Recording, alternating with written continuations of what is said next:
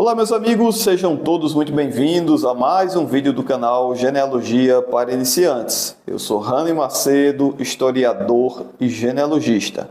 Antes de mais nada, preciso demais que você me faça um enorme favor.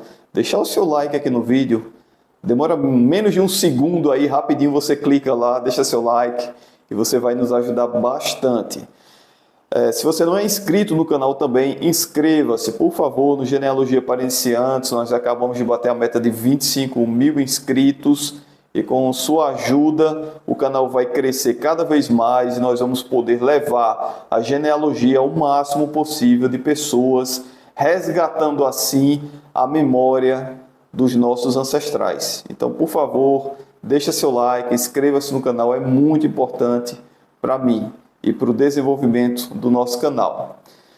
Gente, hoje eu vou falar sobre 10 equívocos, 10 confusões que as pessoas fazem na hora de montar a sua árvore genealógica. Eu já gravei aqui no passado um vídeo parecido com esse, mas é sempre bom atualizar, é sempre bom tratar desse assunto novamente, para que vocês não cometam esses erros, esses equívocos, principalmente você que é iniciante, que está começando agora a sua árvore genealógica, e com isso não atrapalhe o desenvolvimento da sua árvore, tá bom? Sem mais delongas, vamos lá. O primeiro equívoco, esse vídeo é baseado nas demandas que vocês trazem diariamente para mim, através do meu e-mail, genealogiaparainiciantespro@gmail.com, e do meu Instagram também, Genealogia para Iniciantes. Então é um vídeo baseado nessas demandas, nessas dúvidas que eu recebo diariamente dos meus seguidores. Primeira demanda, Rani, primeiro equívoco na verdade. Rani, me indique um genealogista da minha cidade para montar minha árvore genealógica, para pesquisar documentos. Muitas vezes a pessoa mora lá no interior do Maranhão, ou lá no interior da Bahia, lá numa minúscula cidade do interior do Rio Grande do Sul, e ela insiste, ela quer que eu indique um genealogista daquela cidade ou daquela região. Gente, são mais de 5 mil cidades no Brasil. Eu não conheço tantos genealogistas assim, eu não conheço genealogistas em cada cidade do Brasil. Aí às vezes eu falo para a pessoa, olha, eu vou te indicar um escritório de genealogia lá em João Pessoa, que tem experiência na sua região, na sua cidade. Ou vou indicar um genealogista de outro estado que já pesquisou na sua cidade. E as pessoas não acreditam, elas acham que para fazer um bom trabalho, o genealogista tem que residir naquela cidade. Então isso não existe, gente, não existe. Eu moro aqui em Natal, Rio Grande do Norte. Eu tenho experiência nos estados, eu já pesquisei muito nos estados do Ceará, Rio Grande do Norte, Paraíba, Pernambuco, Minas Gerais, São Paulo, os 3 estados do sul do país. Eu não pesquisei em todos os estados do Brasil, eu não tenho experiência de pesquisa em todos eles, mas eu já pesquisei muito nesses estados que eu acabei de listar aí para vocês, tá bom? Se eu indico aí uma genealogista Viviane Pompeu ou Carlos Lemos, eles já pesquisaram em vários e vários estados do Brasil. Apesar de morarem em São Paulo, eles têm experiência de pesquisa em vários estados do Brasil. Então não precisa, você não precisa que o genealogista more, resida naquela cidade onde vive a sua família, onde viveram seus antepassados. Tá bom? Deixar isso bem claro aqui para vocês. Parece uma coisa assim muito óbvia, mas não é. É impressionante a quantidade de pessoas que exigem, que fazem questão de que tem um genealogista, que eu indico um genealogista da sua cidade. Outra coisa aqui que as pessoas cometem, outro equívoco que as pessoas cometem com muita frequência, mas muita frequência mesmo, preste atenção.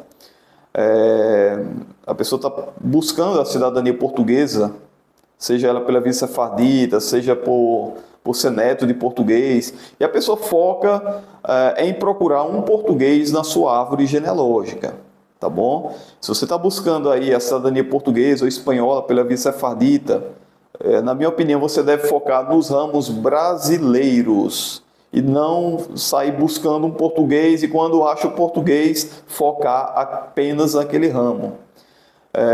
Há abra o máximo de ramos possíveis na sua árvore genealógica. Isso é muito importante. Diversifique esses ramos, ok? O judeu sefardita deve surgir aí entre os ancestrais brasileiros.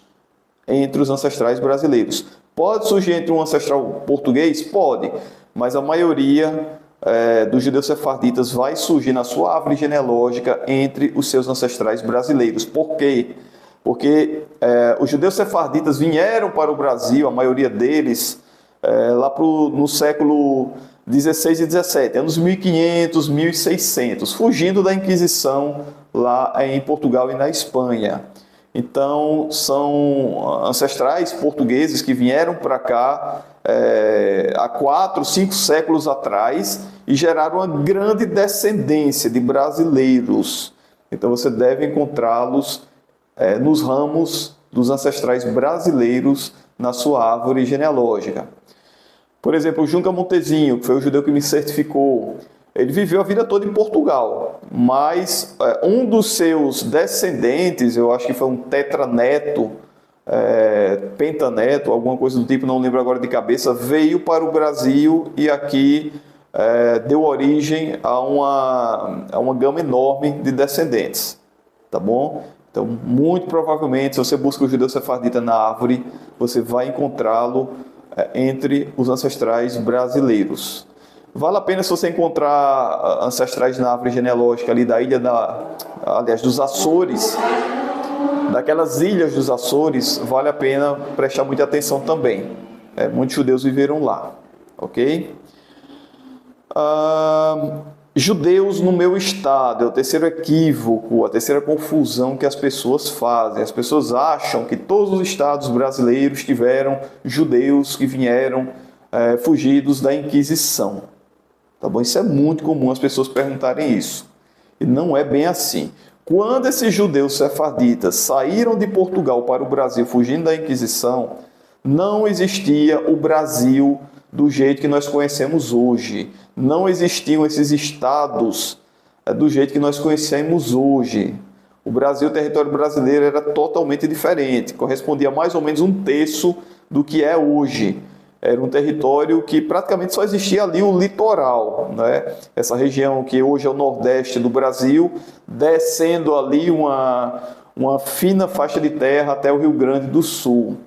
Então, muitos deles vieram para os grandes centros, né? Recife, ali, a capitania de Pernambuco, São Vicente, que hoje é São Paulo, e chegaram a se embrenhar também para o interior do Brasil, mas era aquele sertão ainda próximo do litoral, tá bom? Então não existiam judeus sefarditas que vieram fugidos da Inquisição, por exemplo, para o estado de Goiás, do Amazonas, Tocantins. Isso aí não existe, gente, tá bom? Então é isso, não existe essa comunidade de judeus sefarditas em cada estado. Esses judeus vieram na época da Inquisição, como eu falei, para determinados centros brasileiros e tiveram uma gama enorme de descendentes, como a Branca Dias. A grande maioria do povo nordestino descende da Branca Dias, eu acredito nisso.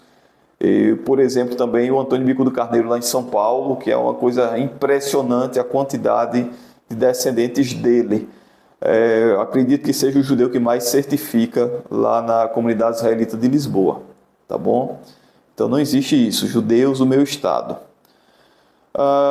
Os costumes estranhos, né? Isso acontece muito também. As pessoas ouvem histórias de família e essas histórias podem se confirmar ou não através da sua pesquisa genealógica. Muitas pessoas vêm para mim e falam que o bisavô tinha um costume estranho, ou tinha costumes estranhos. Por exemplo, ele não tomava banho, ele não ia à missa, ele não comia carne de porco, e as pessoas acham que por isso esse bisavô era judeu sefardita. Primeiro, esses judeus sefarditas eram ancestrais muito antigos. Seu bisavô com certeza não era esse judeu sefardita, porque a Inquisição acabou no ano de 1821. Ok? Então eles vieram para o Brasil nos anos 1500 e 1600. Esses costumes estranhos dos seus ancestrais não significa necessariamente que eram judeus ou que, enfim, que eram sefarditas, ok? Que mais? Italianos. É uma confusão também que as pessoas fazem, né? Acham um italiano na árvore genealógica. Há 500 anos atrás, né, dos anos lá 1500, 1600, e acreditam que aquele italiano possa te dar a cidadania italiana. Também não é assim, gente. A Itália passou a ser um estado, foi unificada, salvo engano, no ano de 1861. Se eu estiver errado nessa data específica, pode me corrigir aqui embaixo. E o teu ancestral tem que ter vivido, tem que estar nascido já a partir desse período, lá na Itália, ok? Para você requerer essa cidadania italiana. Ele tem que ter vivido em 1861 para frente. Então, quem trabalha muito com isso, com a cidadania italiana, é a minha amiga Viviane Pompeu, do canal Pesquisa e Genealogia. Pode procurá-la no Instagram dela, Pesquisa e Genealogia, se vocês têm ancestrais italianos nascidos após 1861. Gente, árvore do cônjuge. Muita gente que é casada esquece de desenvolver a árvore do cônjuge. A pessoa está em busca lá de uma cidadania europeia, seja ela de qualquer país, italiana, portuguesa, espanhola, alemã, e desenvolve apenas a sua árvore genealógica. Essa pessoa é casada e esquece de desenvolver a árvore do cônjuge. De repente a sua árvore está mais difícil de ser desenvolvida, mas a do teu cônjuge é bem mais fácil. Então é impressionante como as pessoas esquecem de desenvolver a árvore do cônjuge. Façam isso, não esqueça aí do seu esposo, da sua esposa, e desenvolva a árvore genealógica dele também. De repente tem um caminho bem mais fácil até chegar àquele ancestral que você tanto busca. Ok? Ancestrais pobres. Meus ancestrais eram muito pobres, eram muito humildes e não deixaram documentos. Isso é uma grande lenda, isso é uma grande balela. Não era bem assim. Antigamente, praticamente todo mundo era católico, praticamente todo mundo era registrado na igreja, era batizado, casava, tinha um registro de óbito, fazia um inventário, enfim. Eu sempre falo para vocês aqui, os ramos mais desenvolvidos da minha árvore genealógica são justamente os ramos dos ancestrais mais humildes. E eu tenho dificuldades ainda até hoje de desenvolver certos ramos de ancestrais nobres, ok? Então preste muita atenção nisso. Não entre, não embarque nessa de que seus ancestrais eram todos muito pobres e não tinham documentos. Primeiro, porque você não vai encontrar apenas ancestrais pobres, humildes, na sua árvore genealógica. Você vai encontrar todo tipo de ancestral, tá bom? As pessoas que falam isso, de repente encontram até reis, rainhas, imperadores na sua árvore genealógica. Pode acontecer e não é raro acontecer, gente. Documentos de cartório. As pessoas começam a desenvolver a árvore genealógica e vão logo aos cartórios em busca dos registros, dos avós, dos bisavós, enfim. Eu recomendo que vocês busquem primeiro esses documentos lá no Family Search. Primeiro no Family Search, tá bom? Onde é que eu busco isso, Randy? Você pode buscar lá na página principal do Family Search, pesquisar, lá na aba pesquisar, depois catálogo. Pesquisar, catálogo, você digita o nome da cidade onde o seu ancestral nasceu ou casou e vai buscar aquele documento lá nos registros civis, nos registros da Igreja Católica daquela cidade que o Family Search vai te mostrar. Tá bom, gente? É bem importante isso também. Antes de se estressar e de gastar dinheiro nos cartórios, faça uma busca lá na pesquisa por catálogo do Family Search. Eu já mostrei isso aqui em vários vídeos aqui no canal também. Vamos para os sobrenomes. É o assunto preferido aqui de vocês aqui no canal Genealogia para Iniciantes. Sobrenomes. Inclusive é o vídeo mais assistido aqui do canal, né? Um vídeo sobre sobrenomes. A última vez que eu vi tinha mais de 160 mil visualizações. Já pensaram aí se só metade dessas 160 mil pessoas que viram o vídeo se inscrevessem no canal? Puxa, como eu estaria soltando fogos aqui hoje, seria maravilhoso. Infelizmente eu não sei por que as pessoas não gostam de dar like e de se inscrever no canal. Nos canais, de uma maneira geral, aqui no YouTube. Eu não assisto um vídeo no YouTube sem deixar meu like, mas nem a pau. Eu nem durmo direito se eu esquecer e lembrar no meio da noite. Tá bom, gente? Então, deixa seu like, por favor. Gente, sobrenomes.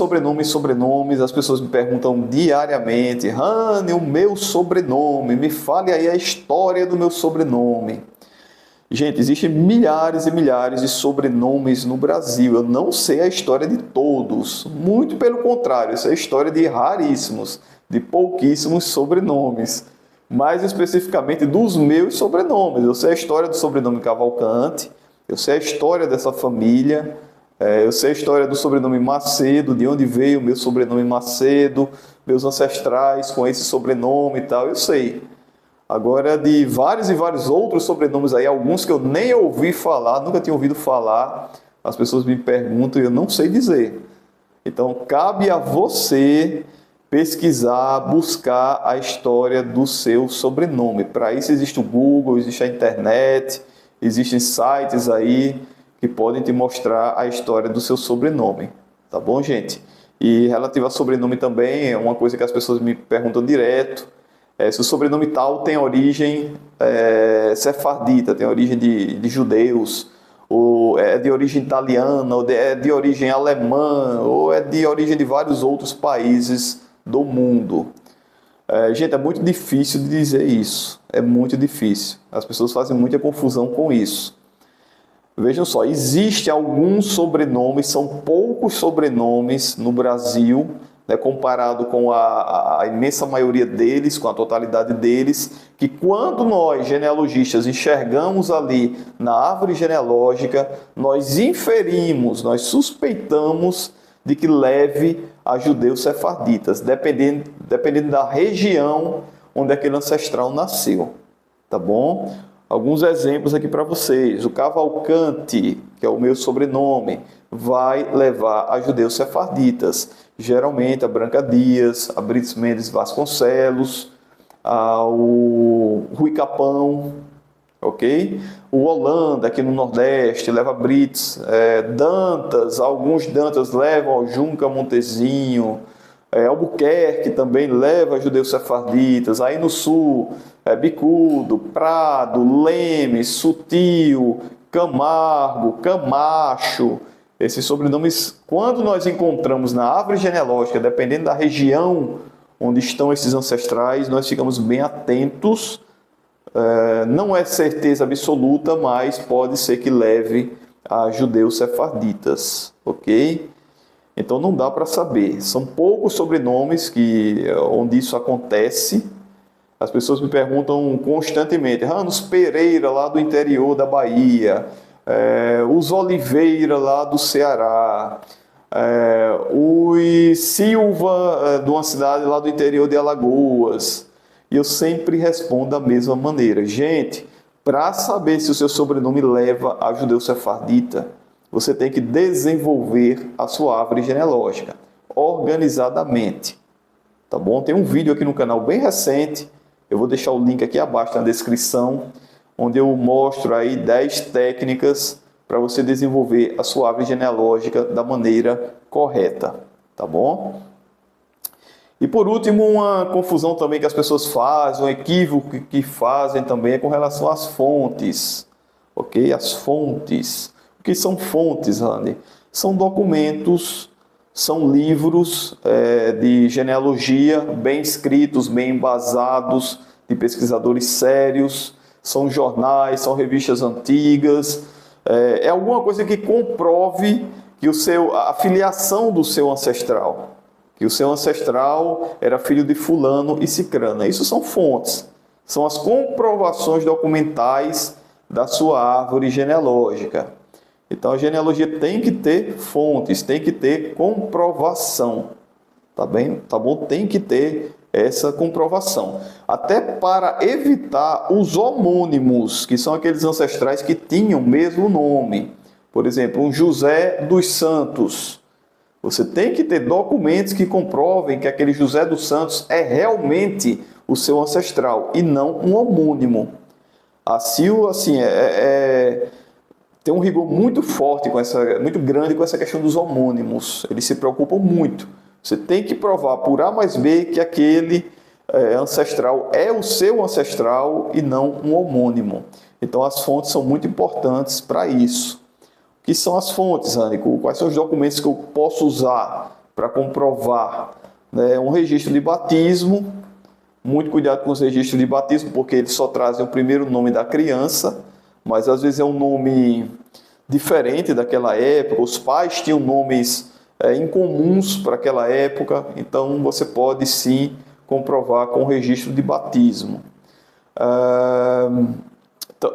Registro de casamento da igreja são documentos muito confiáveis, são fontes muito confiáveis. Registros de óbitos civis católicos, inventários, trabalhos acadêmicos, livros clássicos de genealogia, tudo isso são fontes que vocês podem usar. O que acontece muito é que as pessoas procuram ali um registro civil de nascimento do bisavô, não acha e acha que só tem aquele documento para comprovar a filiação. Não é bem assim. Você tem que abrir o leque, diversificar as fontes. Esse é um dos pilares da genealogia. Diversificar as fontes. Ok, gente? Então existe uma gama enorme de fontes, de documentos que você pode usar para comprovar a filiação dos seus ancestrais. Para comprovar que Cicrano era filho de Beltrano e de Fulana. Ok? Então, gente, basicamente é isso que eu tinha para vocês. É um assunto que de vez em quando eu tenho que tratar com vocês, porque as pessoas fazem muita confusão principalmente quem está começando agora. É normal isso, é aceitável. As pessoas não têm experiência com a genealogia muitas vezes e cometem esses equívocos, esses enganos na hora de montar as suas árvores genealógicas. Isso pode bagunçar a árvore lá do Family Search, pode bagunçar as informações lá e pode fazer com que você fique com sua árvore genealógica travada, ok? Então essa árvore tem que ser montada lá no Family Search de maneira organizada, no padrão do Family Search, como eu já postei no vídeo que eu vou colocar a descrição abaixo, e bem embasada em documentação, em boas fontes. Se você gostou desse vídeo, mais uma vez, deixa seu like, inscreva-se no canal e ative o sininho das notificações, tá bom? Para você ter acesso aos nossos vídeos aqui. Se quiser falar comigo, manda sua dúvida para o genealogiaparainiciantespro@gmail.com ou entre em contato comigo pelo Instagram Genealogia para Iniciantes. Um forte abraço a todos e até o nosso próximo vídeo.